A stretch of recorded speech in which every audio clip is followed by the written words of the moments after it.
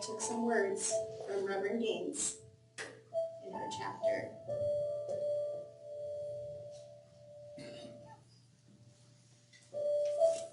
I'd like you to find a focal point for your eyes to stay on and soften your gaze.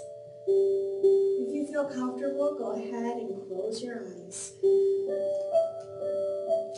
Imagine that you're the holiest embodiment of God's love. Let's breathe into that love and breathe out. Breathe in and out.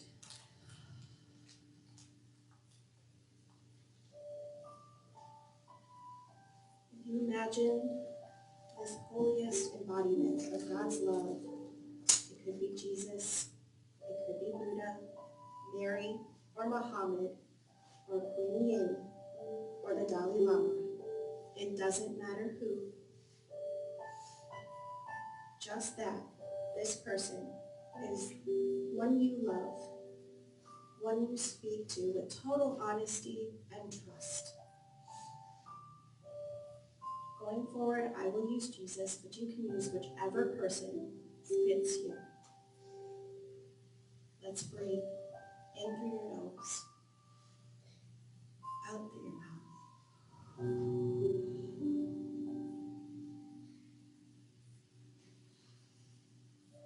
Imagine Jesus is right here with you, right beside you, holding your hand with one arm around you.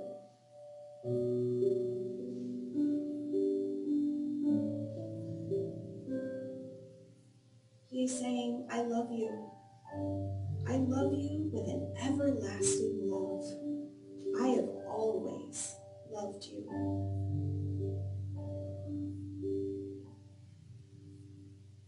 There's nothing you've ever done or could ever do to stop me from loving you. Let's breathe in love and exhale anxiety, frustration. Inhale love and exhale anxiety and frustration. Feel this love. Feel your heart opening up to receive this love.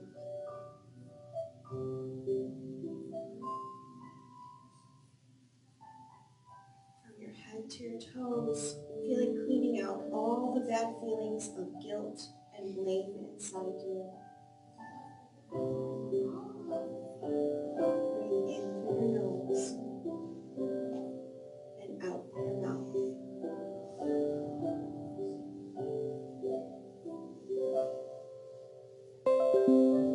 Next, call to mind anyone that you need to forgive, but who you haven't been able to.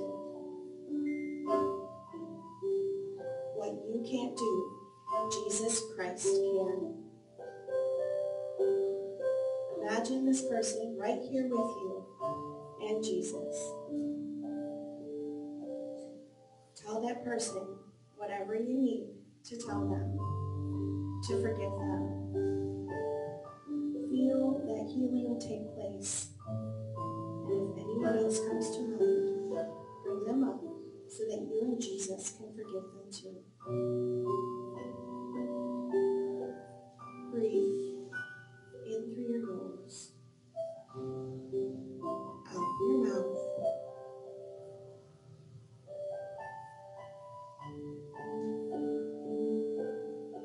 And now bring up anything bad that you feel guilty about. You don't have to tell Jesus about it because he already knows. And he loves you anyway. You may need to ask for forgiveness and for help in forgiving yourself. If so, ask for it. And then imagine Jesus smiling at you and saying, my beloved, it's gone. You're free. You are not guilty.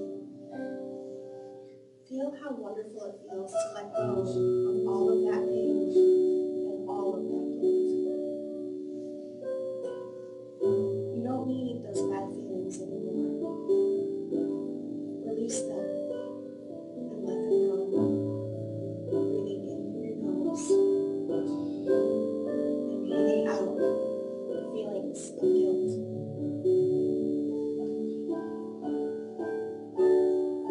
Saying to yourself, I am free.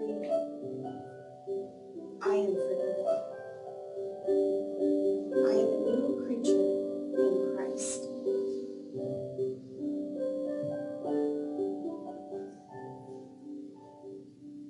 You can come back to this time with Jesus to forgive any person, including yourself, should you need to or wish to. Let's take 2 more breaths together. In through our nose, out through our mouth. One more. In through your nose, and out through your mouth. It is done. It is a great gift to say, it is done. And when you are ready, you can return to this time and space. Wiggle your fingers, wiggle your toes. Be present in this moment.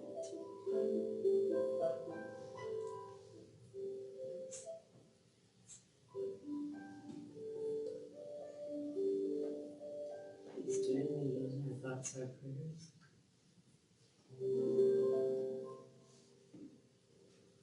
Our thoughts are prayers, and we are always praying. Our thoughts are prayers, take charge of what you're saying. Seek a higher consciousness, a state of peacefulness that guides our guidance. And every thought becomes a prayer.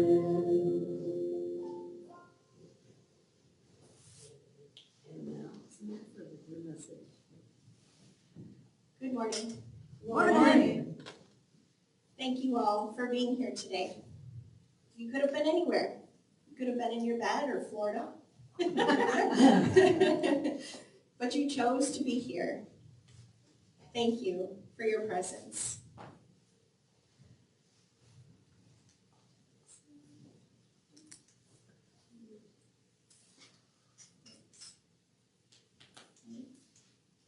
That way.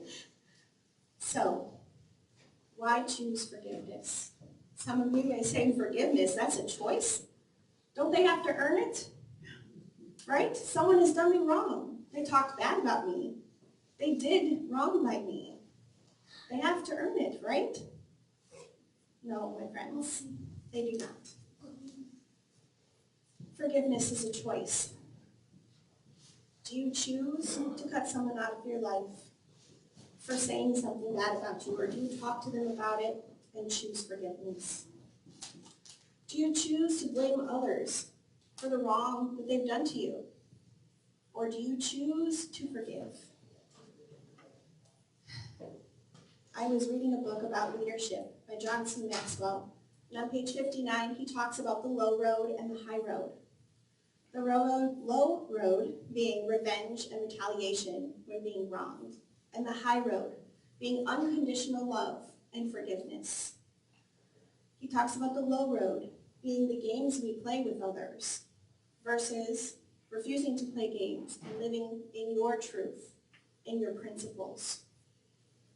He talks about being guided by emotions up or down, even though they're transient, instead of being guided by your character values.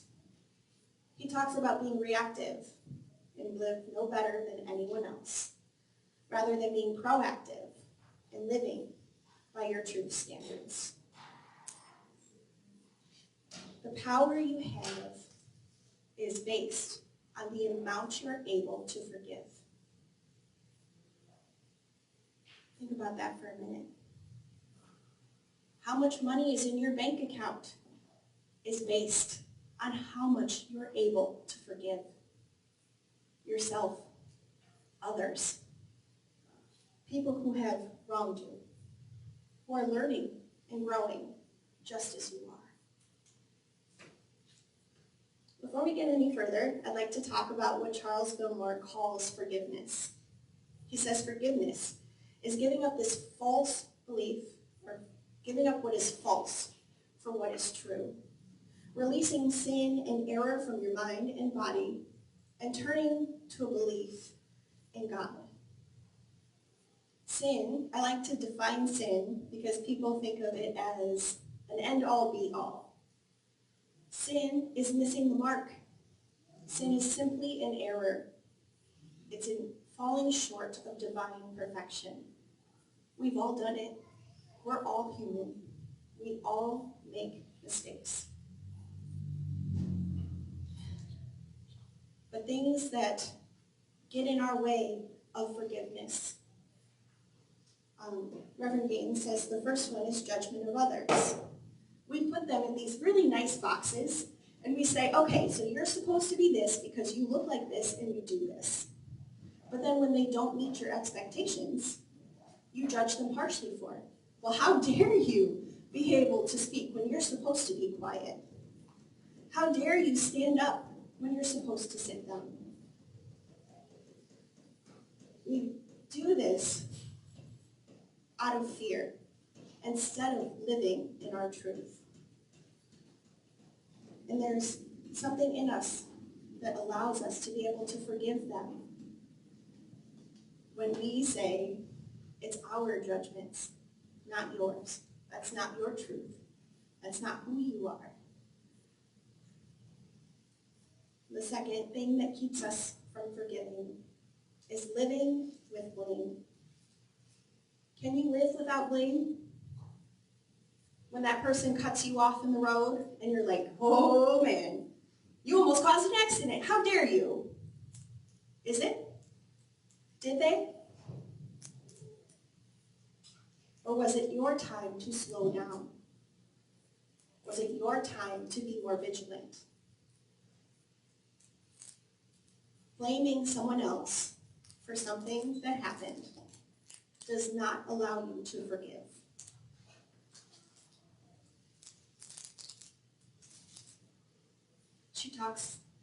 Reverend Gaines talks about the reframe. So that person didn't cut you off. It was your time to be still. You didn't hit all the red lights to work. It was your time to breathe. Your time to take a moment for yourself before you get to where you're going.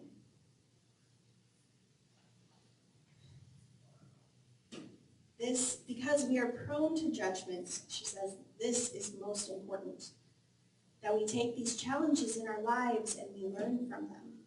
We see them as the red flags that we are of actions for us to take for ourselves. It's not for someone else to change. We can't change them. We can change us. And that's it. She said that she was abused as a child, and she would use that to gain sympathy and say, well, how can I live a better life if this is what I went through? And her teacher's like, is that how you choose to present yourself? Is that how you choose to look at it? She reframed it and said that she came to this world as a powerful spirit. She learned what it's like for someone to misuse their power, and now she knows what it's like and will not do it to others.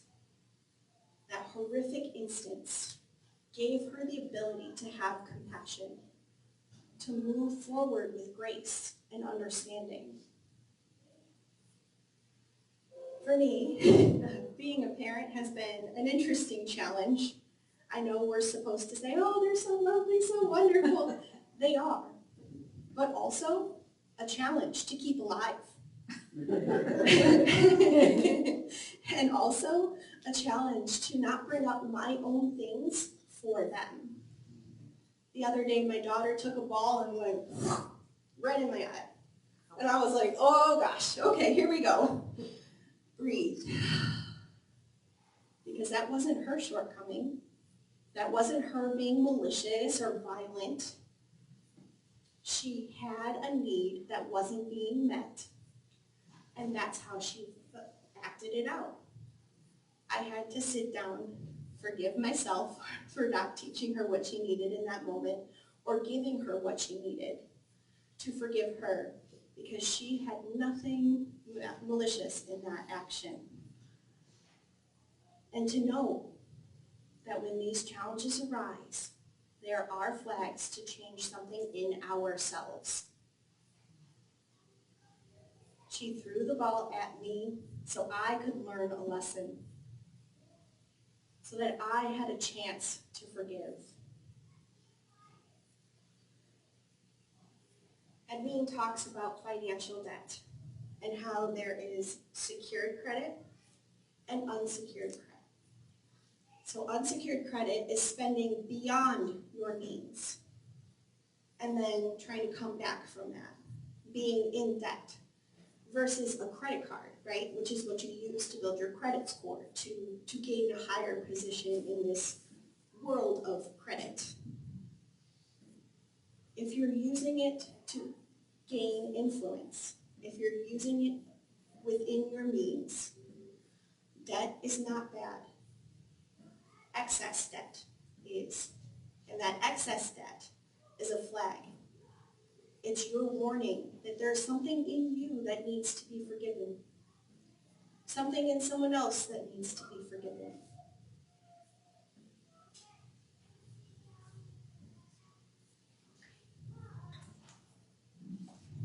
Now for the fun part. Because it wasn't just my daughter that gets to throw a ball at me. Today, so does Annie. Hey. There you go, Annie. Alrighty. Okay.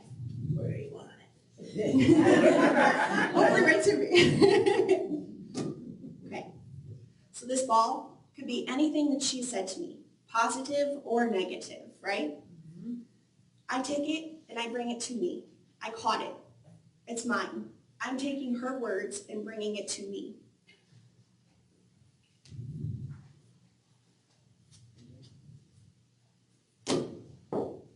Oh, she threw it away. I heard her words, and I chose not to take it on. I chose not to accept them. Those words weren't true for me. They may have been true for her, and they were valid. But they weren't valid for me, so I let them go.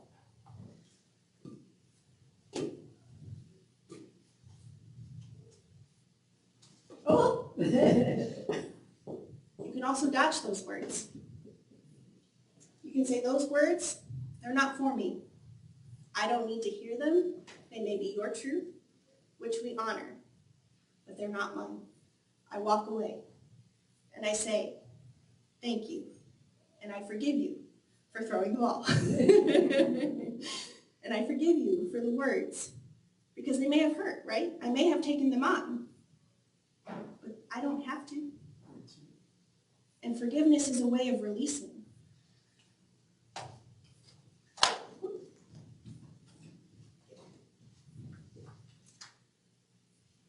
Reverend Gaines gives us techniques for forgiveness.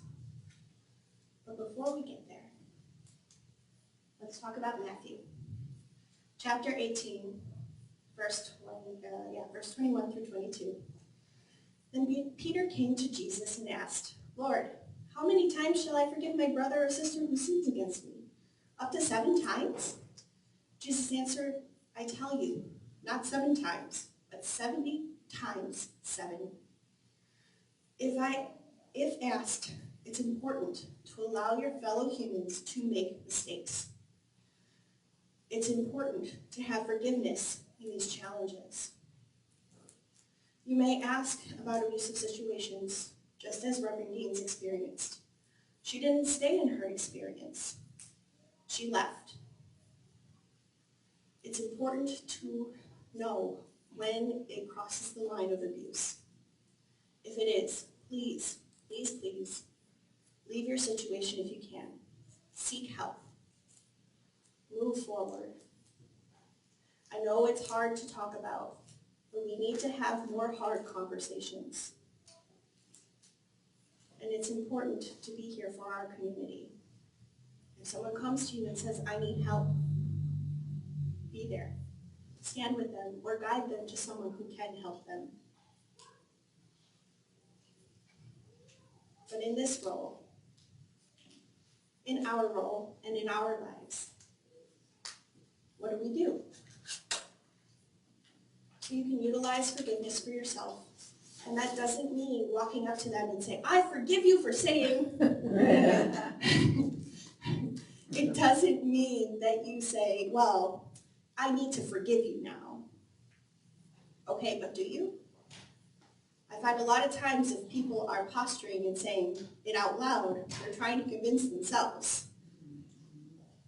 This is your time to do the work for you.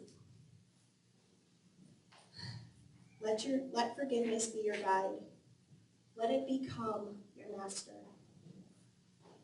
You may slip up, and that's okay, because we are unlimited beings living a human condition. We make mistakes. It happens. But it's okay. Are you facing any physical ailments? Are you, tight somewhere, or joints not quite working the way they should? I know my knees pop when I maybe that's a part of me that's not forgiving. That's a part of me that says I need to forgive myself for something I've done in the past. So you're like, okay, well, how do I do that? Reverend Gaines gives us our first technique, which is affirmations. I'm going to go through and read them. These are just a few. If any resonate with you, go ahead and write them down, put them in your books. I look to God for the power to forgive. I create divinely inspired images of forgiveness. I speak with forgiveness. I speak of forgiveness. And my words forgive.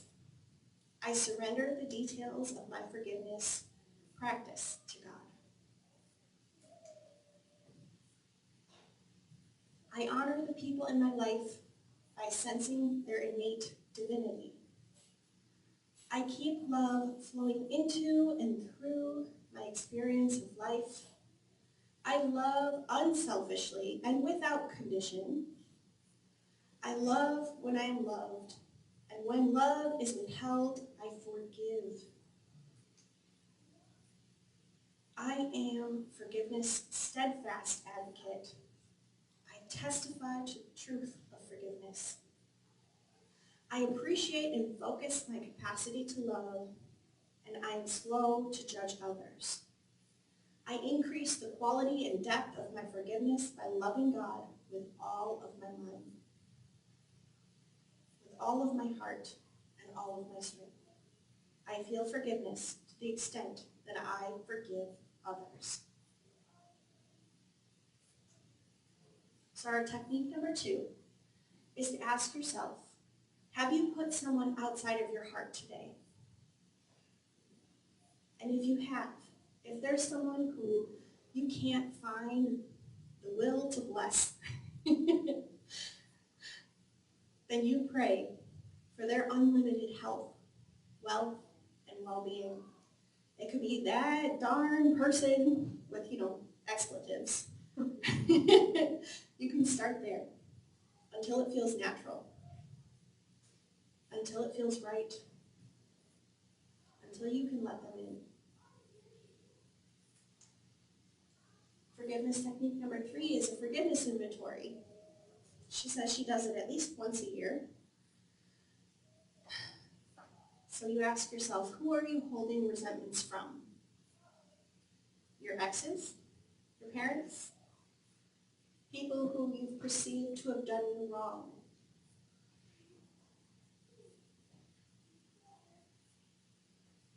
And when you find these people, you do the same. You continue to pray for them. You continue to affirm their health and well-being until you can let them in.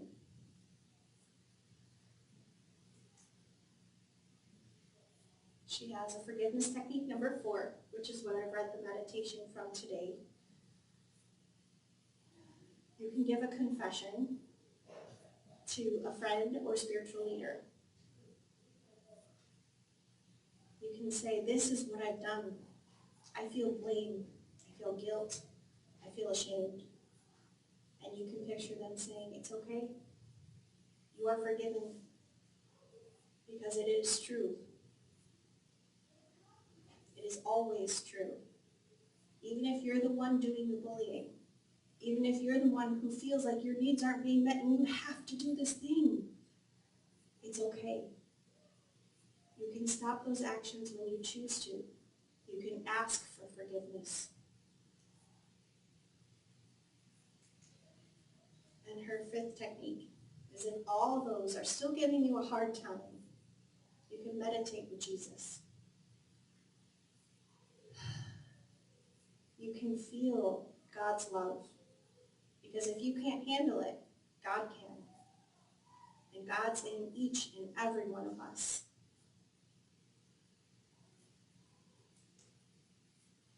This is something that Reverend Brian gave me. He changed out the pronouns then for he or she. So if there's someone in particular you wish to forgive with all your heart, you can use this. I used them as a general. I forgive them and set them free. Their actions no longer have power over me. I acknowledge that they are or were doing the best they could, and I honor them in their process of unfoldment. They are free. I am free. They are free. I am free. As well, between us is peace and order. They are free. Peace is the order of the day. Ooh, sorry guys, I'm reading from afar and I guess it means it's time to get some glasses. But you know, I'm only 30 and can do it, but I gotta forgive myself and get myself some glasses. And Reverend Gaines has a journaling exercise where at the bottom she says it's done. So after you've forgiven everybody and everything, you say it's done because it's complete. You don't have to pick it up again. You can let it go and let it be. I am through feeling guilty about. I'm over feeling sorry for myself about. I no longer blame the road rage person for being on the road, for simply existing. I am finished with all the sadness about politics. I forgive my parents for not listening. I release all suffering about my physical ailments and apparently needing glasses. Above all, I forgive myself once and for all for being unwilling to forgive. And it is done just as easily as that ball went that way, or I let it go. You can forgive. And it wouldn't be a talk from me if I didn't leave you with a challenge. Something to take with you this week. You can pray, you can meditate, you can journal, you can do a forgiveness inventory.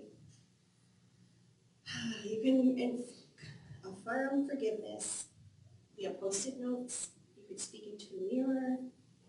It doesn't have to be PG language.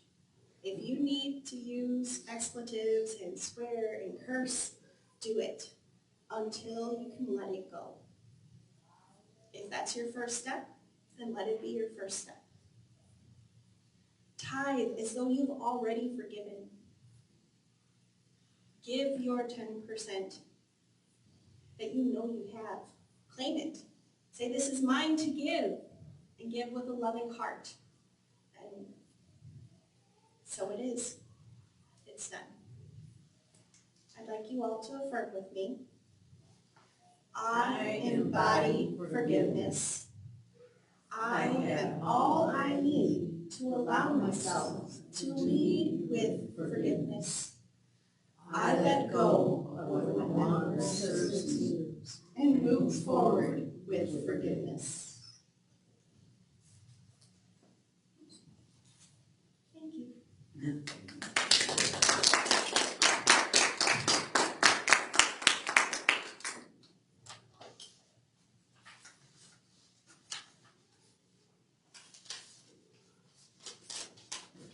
Thank you, Samantha. That was wonderful. Can we give her one more round of applause? Yeah. I'd like to keep focused on road rage, because, that's like a big part of my day is dealing with that. Oh, yeah. Yeah, I was listening really close there, because, maybe I should have slowed down. I wouldn't get cut off 10 times a day. Anyway, now we move on to the portion of our service where we bless our love offerings.